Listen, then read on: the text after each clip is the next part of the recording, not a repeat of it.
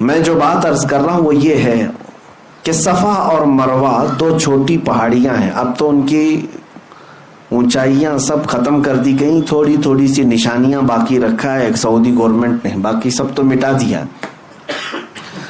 صفا اور مروہ پر کیا ہوا کیا تھا آپ کو یہ بھی پتا ہے. سیدہ ہاجرہ حضرت ابراہیم علیہ السلام کی اہلیہ, حضرت اسماعیل علیہ السلام کی ماں, 6 ماہ کے حضرت اسماعیل علیہ السلام, قریب چھوٹے سے بچے, ان کی پیاس کی شدت کو بجھانے کے لیے وہ دوڑ لگا رہی تھیں. کبھی صفا پر چڑھ کر دیکھتی کہ کہیں پانی نظر آتا ہے, وہاں سے بھاگتی ہوئی مروہ کی طرف جاتی. یہ دونوں پہاڑیوں میں تقریباً ½ کلومیٹر کا فاصلہ ہے, یا ہو سکتا ہے اس سے تھوڑا آس پاس ہوگا. 500 سے 700 میٹر کے درمیان ایک پہاڑی سے دوسری پہاڑی.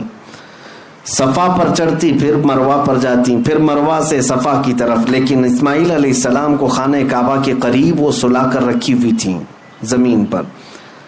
روایات میں ہے کہ انہوں نے 7 چکر لگائے, پھر اللہ تعالیٰ نے اسماعیل علیہ السلام کی ایڑیوں کے نیچے سے زمزم کا پانی پیدا فرمایا, جس کو آج پوری دنیا پیتی ہے, سیراب ہوتی ہے, برکتیں بھی حاصل کرتی ہے. اب مجھے جو بات عرض کرنی ہے وہ یہ ہے کہ سیدہ ہاجرہ نے دوڑ لگائی اسماعیل علیہ السلام کی پیاس بجھانے کے لیے. صفا سے مروہ, مروہ سے صفا, صفا سے مروہ, مروہ سے صفا, یہ ٹوٹل 7 چکر ہوئے. اس کے بعد یہ بات اس واقعے کو ہو کر کے ہزاروں سال ہو گئے, لیکن آج بھی حاجی وہاں پر دوڑ لگا رہے ہیں. ہر عمرہ پر جانے والا وہاں پر دوڑتا ہے. میرے عزیزو, یہ کیا بات ہے. اللہ تعالیٰ نے اپنی اس محبوب بندی کی ادا کو قیامت تک آنے والے حاجیوں کے لیے واجب کر دیا. یہ اللہ کی نشانی ہے, دونوں پہاڑیاں. اب تم دوڑو گے, جو بھی حج کے لیے آئے گا, عمرہ کے لیے آئے گا, دوڑے گا. اب مجھے آپ یہ بات بتائیں, کیا آپ بھی کسی کی پیاس بجھانے کے لیے دوڑتے ہیں؟ کیا آپ بھی وہاں پر کسی کو پانی پلانے کے لیے دوڑتے ہیں؟ نہیں. آپ سب کو پتا ہے ہم آج وہاں پر دوڑ کسی کی پیاس بجھانے کے لیے نہیں, بلکہ اللہ کی ایک محبوب بندی کی ادا پر عمل کرنے کے لیے دوڑتے ہیں. اب بات ایک نکتے کی میں عرض کرتا ہوں. اللہ کی نشانیوں میں سے ایک نشانی ہے, کیا ہے؟ صفا اور مروہ. توجہ چاہتا ہوں, بہت ہی ایک اہم نکتے کی طرف آپ کی طرف توجہ لے جا رہا ہوں. اسماعیل علیہ السلام کون ہیں؟ اللہ کے نبی ہیں, بلکہ ابھی شیر خوار ہیں, دودھ پیتے ہوئے ہیں. اب یہاں سے مفسرین فرماتے ہیں سیدہ ہاجرہ وہ نبی نہیں ہے, نبی کی بیوی ہیں اور نبی کی ماں ہیں, لیکن جو دوڑ لگا رہی تھی, کس کے لیے دوڑ لگا رہی تھی؟ اسماعیل علیہ السلام کے لیے. مفسرین فرماتے ہیں ایک نبی کی پیاس کے لیے اگر کوئی دوڑے تو اللہ اس کو نشانی بنا دیتا ہے. ایک نبی کی پیاس کے لیے اگر کوئی دوڑے, اللہ اس کو نشانی بنا دیتا ہے. اے میرے عزیزو, اگر میرے مصطفیٰ کی عزت کے لیے کوئی دوڑے تو یاد رکھنا قیامت تک اس بندے کو بھی اللہ نشانی بنا دیتا ہے. بے نشانوں کا نشان مٹتا نہیں, مٹتے مٹتے نام ہو ہی جائے گا.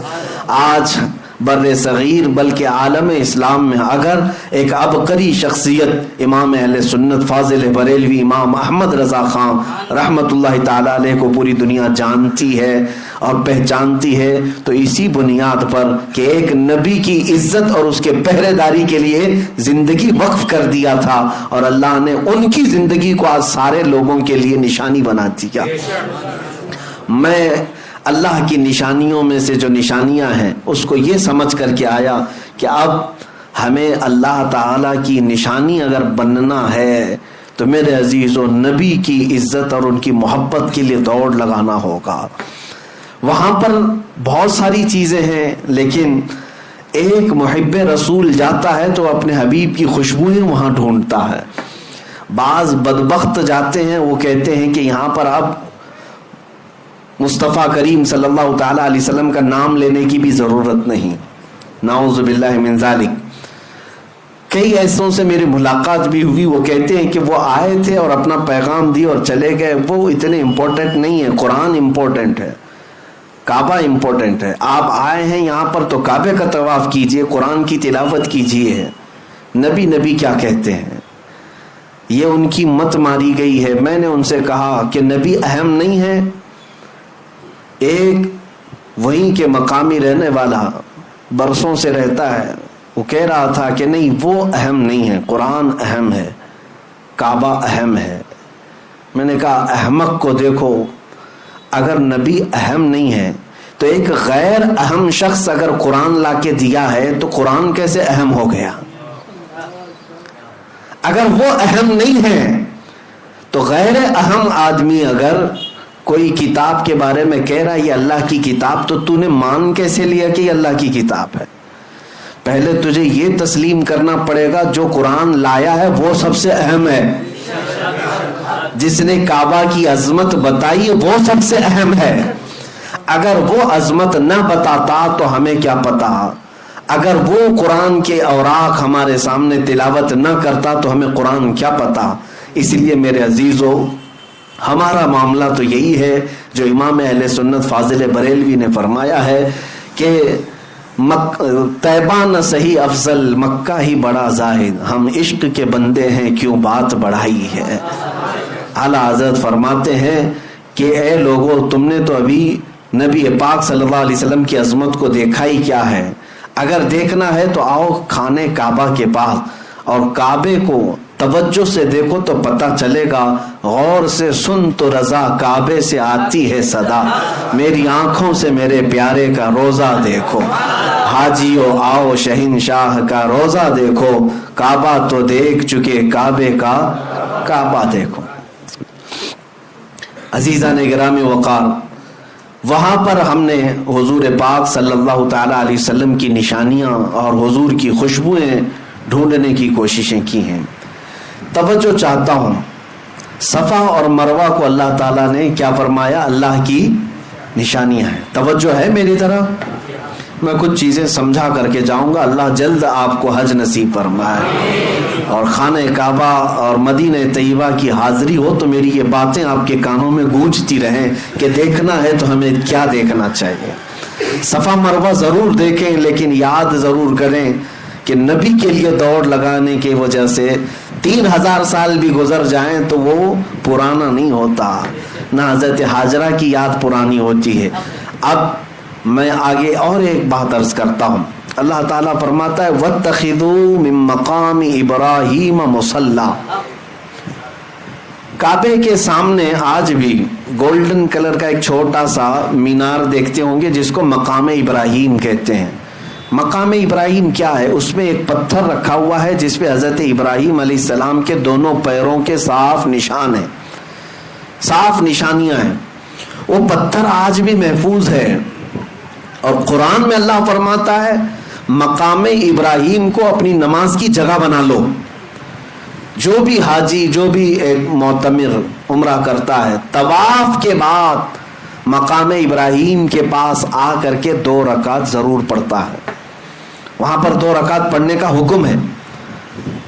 کعبہ سامنے ہے لیکن اللہ فرما رہا ہے مقام ابراہیم کے پاس، مقام ابراہیم کے پاس پڑھو 2 رکعت. قرآن کی آیت میں بتا رہا ہوں وَاتَّخِذُوا مِن مَّقَامِ إِبْرَاهِيمَ مُصَلًّى، اپنی نماز کی جگہ بناؤ مقام ابراہیم کو. اب ہم نے محسوس کیا، تحقیق کیا تو سارے لوگوں کی زبان پر ایک ہی بات جاری، اور وہاں پر بھی جا کر کے آپ پوچھیں گے کچھ لوگ اس کے ارد گرد کھڑے بھی رہتے ہیں محافظ کی حیثیت سے، کچھ پولیس والے اور کچھ لال دوپٹے والے. وہ لوگ جب بھی آپ سوال کریں گے تو یہی کہیں گے کہ یہ پتھر ہے جس پر کھڑے ہو کر کے ابراہیم علیہ السلام نے کعبے کی تعمیر کی. اور ظاہر سی بات حقیقت ہے، تاریخ بھی ہے. وہ پتھر کی ایک تاریخ یہ ہے کہ ابراہیم علیہ السلام اس پتھر پر کھڑے ہو کر کعبے کی دیواریں بلند کرتے تھے. دیوار جتنی بلند ہوتی تھی پتھر بھی اونچا ہو جاتا تھا. جب ابراہیم علیہ السلام کو اترنا ہوتا تو پتھر چھوٹا ہو جاتا تھا. وہ فلیکسیبل سیڑھی کی طرح تھا، خود اونچا ہوتا تھا اور خود نیچے ہو جاتا تھا.